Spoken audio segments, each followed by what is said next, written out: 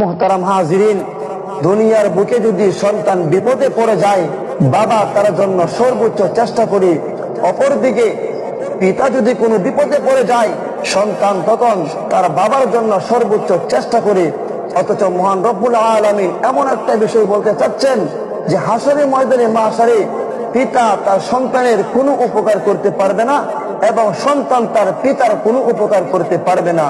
মহান রব্বুল আলামিন পবিত্র কুরআনুল কারীমে ইরশাদ করেন, ইয়া আইয়ুহান নাস, হে দুনিয়ার লোক সকলেরা, ইত্তাকু রাব্বাকুম, তোমরা তোমাদের প্রতিপালককে ভয় করো, ওয়াখশাউ ইয়াওমান, এবং ওই দিনকে ভয় করো, লা ইয়াজজি ওয়ালিদুন আন ওয়ালাদিহি, যেদিন পিতা তার সন্তানের কোনো উপকার করতে পারবে না, ওয়ালা মাউলুদুন হুয়া জাজিন আন ওয়ালিদিহি শাইআ, এবং সন্তান তার পিতার কোনো উপকার করতে পারবে না।